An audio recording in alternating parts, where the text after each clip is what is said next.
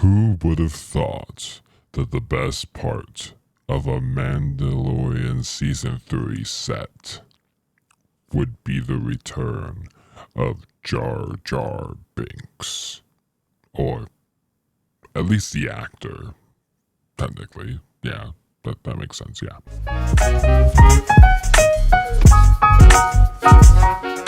Hello everyone, MSW here, and today we are looking at the LEGO Star Wars set number 75378, the Barc Speeder Escape. The set launched in May of 2024, retailed at $29.99 USD, has 221 pieces, and comes with 4 minifigures. Let's get into it.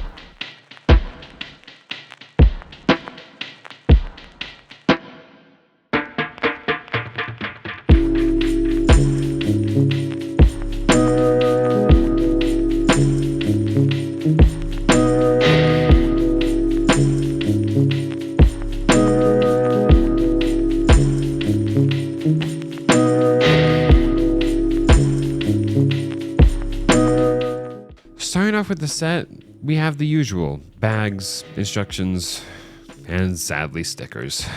Building age is 8 and up. I think the age is okay. I probably would have figured out how to build it if I was younger, but at the end of the day, who knows what the age is based around when it comes to Lego.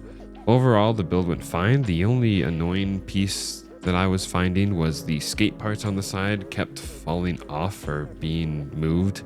But other than that, the build went fine.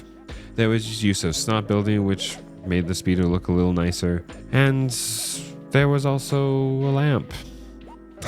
We'll get into that. First of all, we have the 501st Troopers. The set comes with 2 troopers, and they are what you'd expect them to be.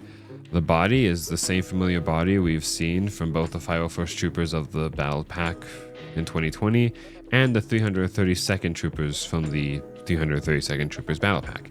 The head is the same head that we've seen on clothes for about 5 years now. Always great to see that. And it's the same blasters that come with the clones as they always do. The biggest difference between these though and the 501st Battle Pack Clone Troopers are the helmet holes. Now, I've never hated the holes. I understand their purpose, but I also know that that difference can affect some people and some people are not going to enjoy that. But overall, I'm pretty happy that there is a set that has 501st Troopers again, especially now that the 501st Battle Pack is retired.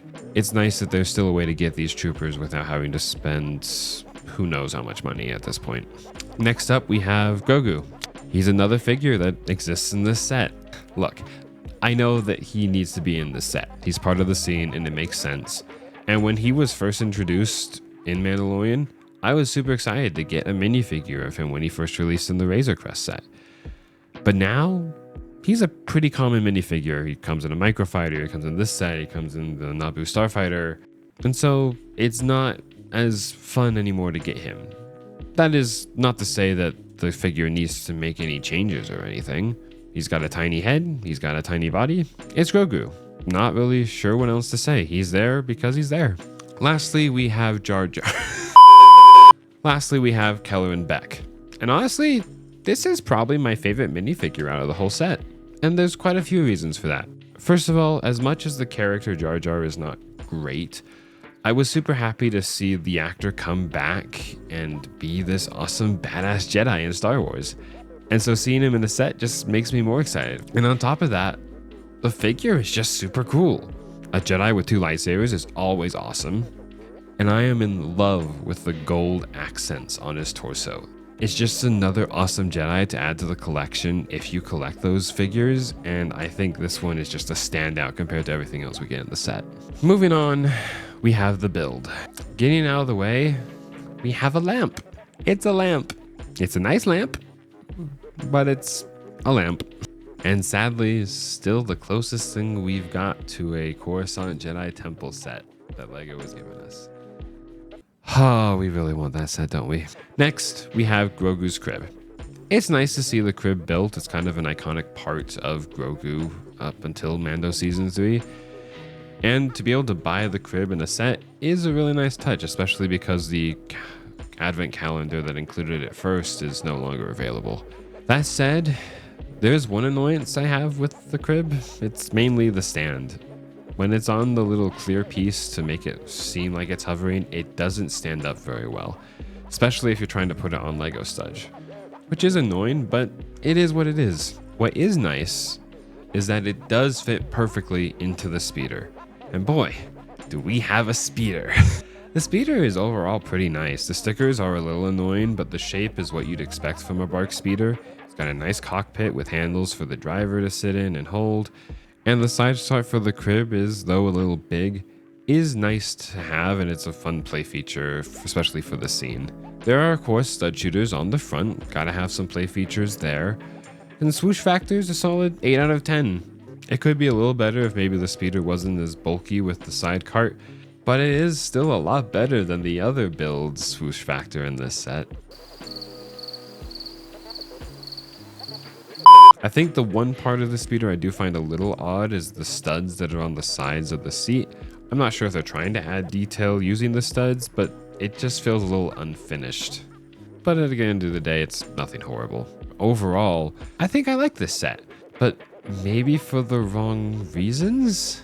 The reason I like this so much is for Kelleran, which feels like a weird reason for me to like a Mandalorian Season 3 set, but it is. This figure is honestly amazing, and I think it's the best part of the set. And yes, there could be a little bit of a bias of me being happy to see the actor kind of come back into Star Wars, and having a minifigure of that actor just makes me happier, but overall it's just an awesome character and I'm glad we have a minifigure of him. And that's not to say the rest of the set is bad. The speeder, though nothing new, is still quite solid, and if you're looking for a Barc speeder, it's a great option to get. And Gru with the crib is nice to have too. I understand that he's a little common nowadays, but still nice to have nonetheless. And though this set is not made for building up your army, it's still nice to have the clones available for those that do need to build more 501st Trooper armies. And that's about it. Thank you all for watching. Make sure you like the video, comment down below how you feel about this set. Do you agree with my takes? Is it the best set? Could it be better? I want to know. Make sure you subscribe to the channel for more LEGO content. Thank you all again for watching. I appreciate every single one of you for doing so, and I will see you all in the next one. Take care.